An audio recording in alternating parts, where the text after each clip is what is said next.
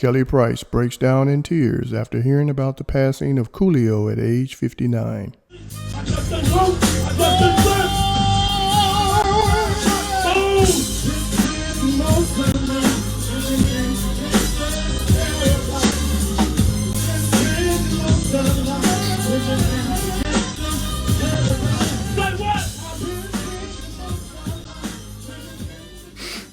Hey, everybody.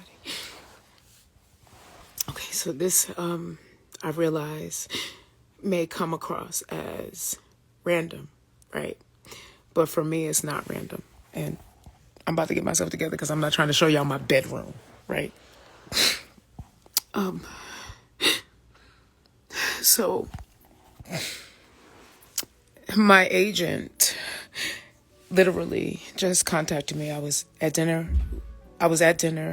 with my husband. I've literally, since 3 o'clock this morning, I've been watching audition reels. I'm watching audition reels. I'm gonna get myself together because I am not one who doesn't find words for what it is that she needs to say. Okay, so the message came across while I was at dinner with my husband. Thank you, babe. Thank you.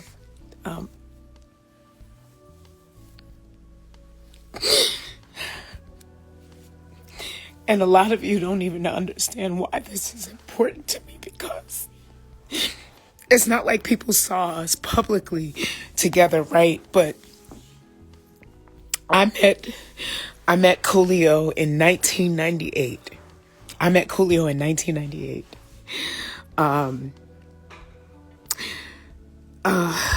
So the Grammy Awards, they happen every year when they happen, right? And once upon a life. Be sure to like, comment, and subscribe. The Grammys, on the day after the Grammy Awards, would do this event that raised money to pour into the lives of not just artists that had been forgotten, but also like background singers and that kind of thing that never got what they were supposed to get, whether it be in pay or residual pay. And so thank you, baby. I love you. Thank you.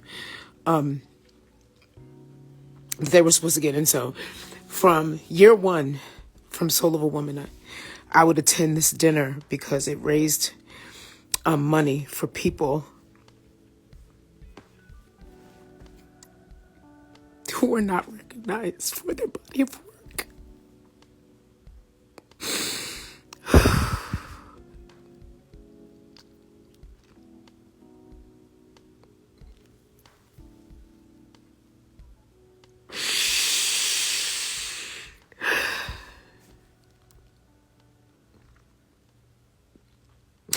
And I can remember feeling like I didn't have the right to I didn't have the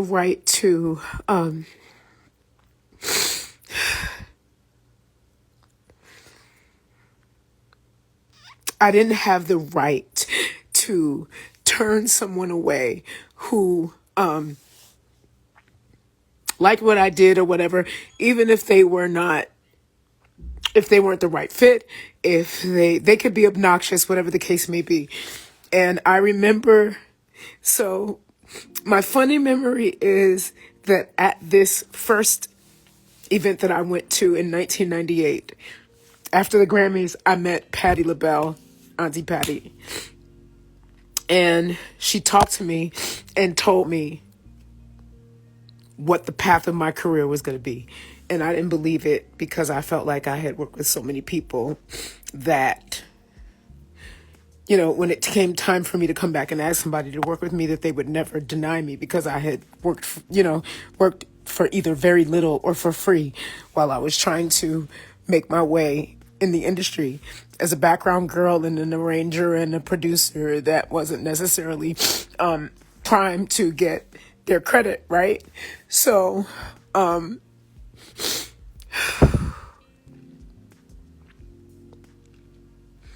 I got to get myself together because I am not a girl who does not have her words.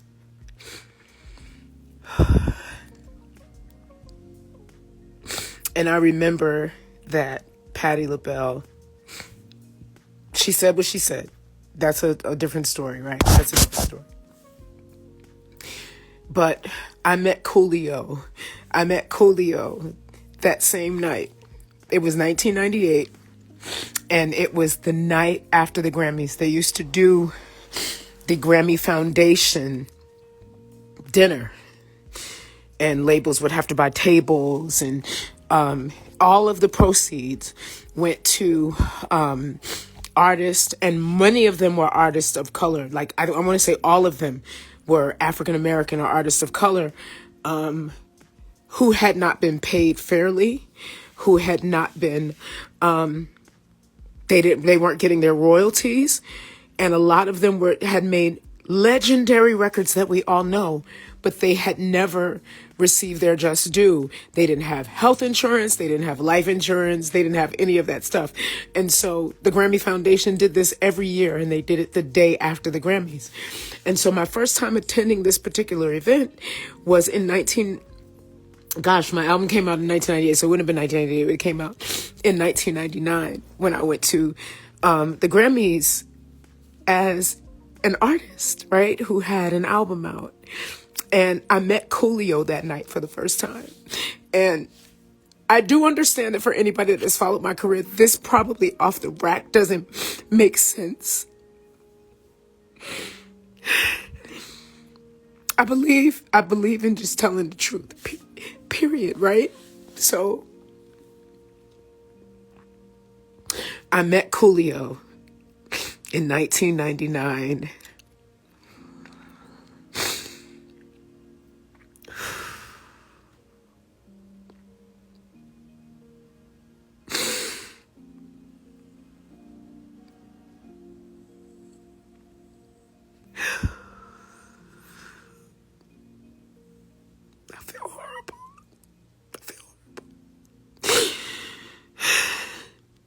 I met Coolio in 1999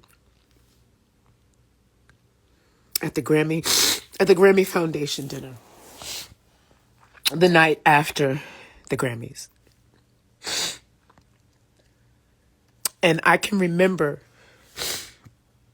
I was this girl, right, that every record industry executive knew, but said that I would never be anything in this business because I was so fat and I was all of these things. And Coolio,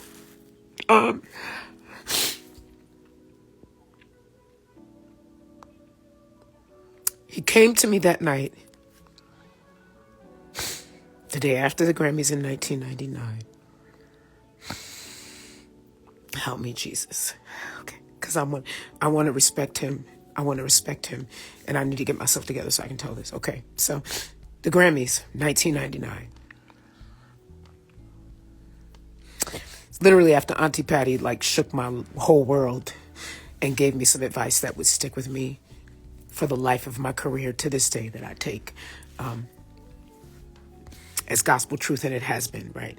So that very same night, 1999, the Grammy Foundation Awards dinner.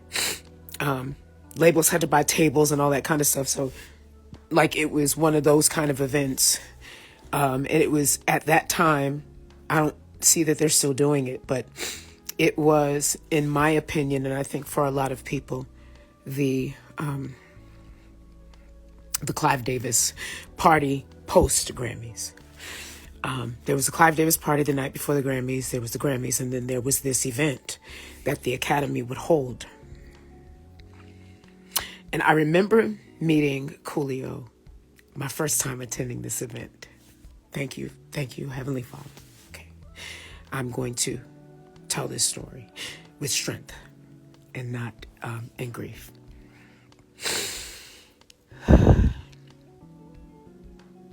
And he literally watched me get approached by person after person after person after person after person. And in my mind, it's like, okay, you have a hit record. you broke barriers. You did something that no one else has ever done. And he's just like, he's being respectful in that, he's honoring that. But our conversation actually went deeper than that. And he literally watched as person after person came to me and said, I want to work with you. I want to work with you. Give me a number to talk to you. Give me a number. No, I don't want your manager's number. I don't want your this number. I don't want your agent's number.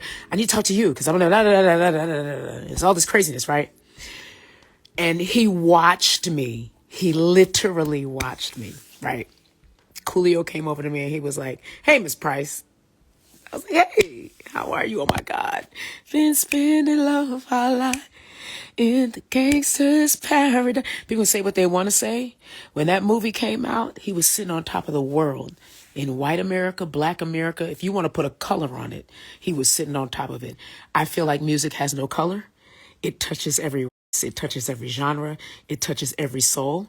But if you need to put a culture or a color on it, he did belong to us, but he was for the world, right?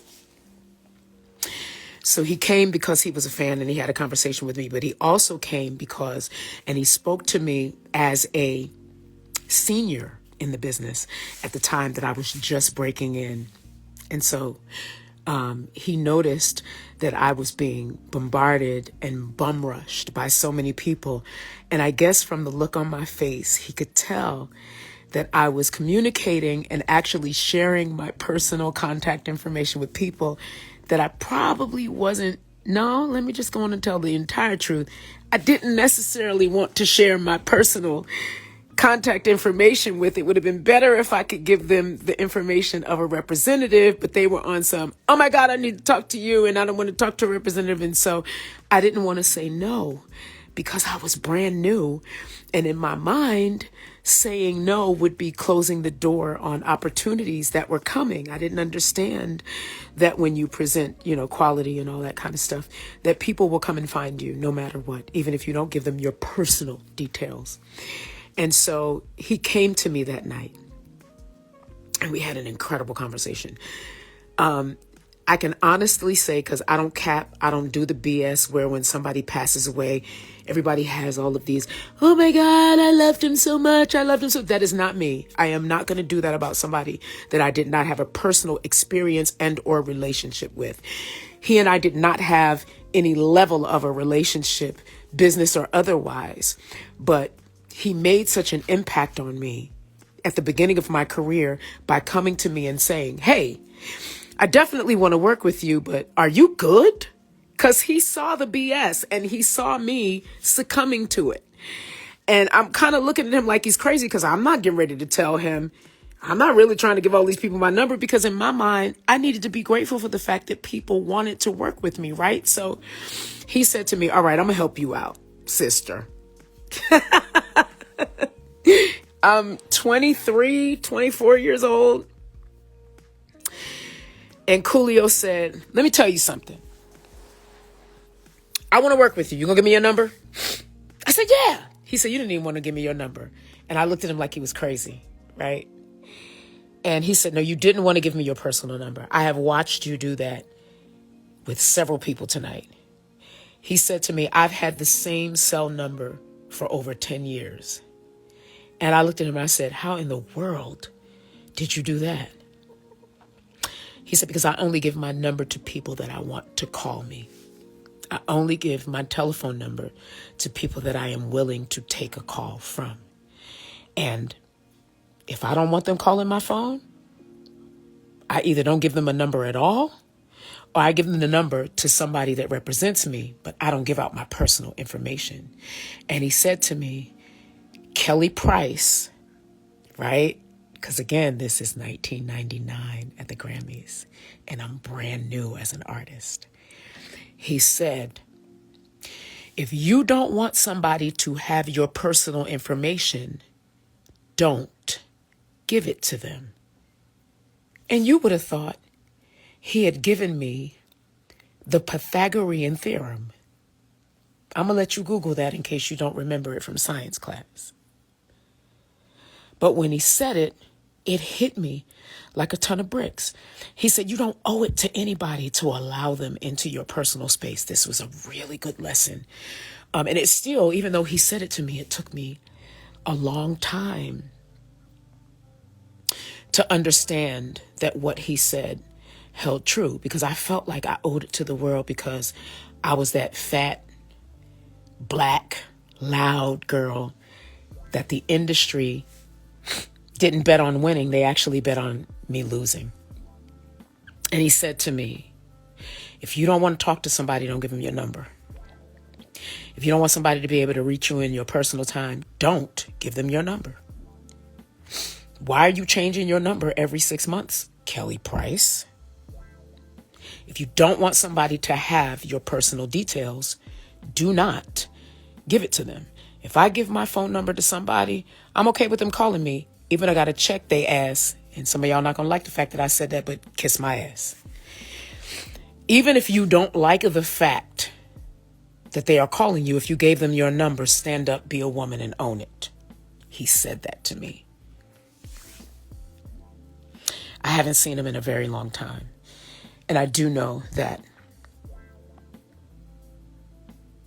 this last 2 to 3 years has been something like none of us could have ever imagined in our entire lives.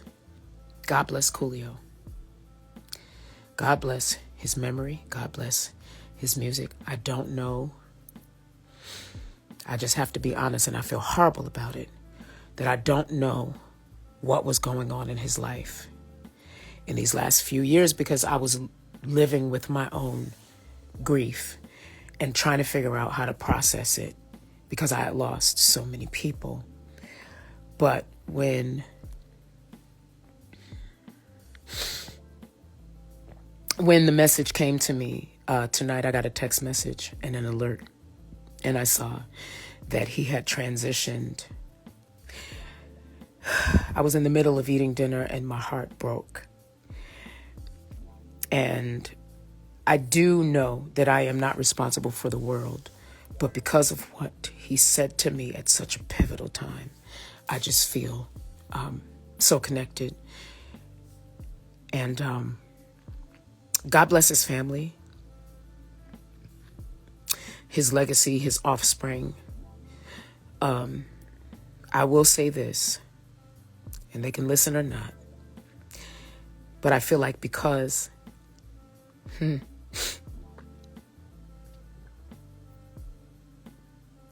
it was a Grammy event that I met him, and he spit such hard truth to me that it is incumbent upon the music community, particularly in the African American culture and absolutely the West Coast, that he proudly represented, to make sure that his legacy lives respectfully, honorably, and any seed that he has left in the earth in the way of children, grandchildren, or otherwise, that they understand who their father, their grandfather was to culture, to music.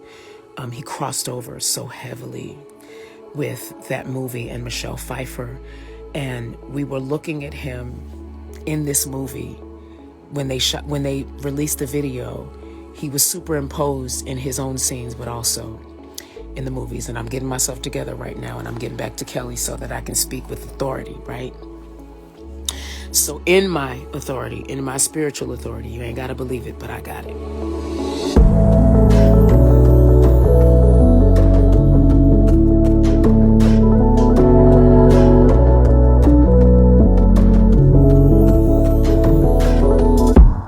Thanks for tuning in to 9 Mag TV.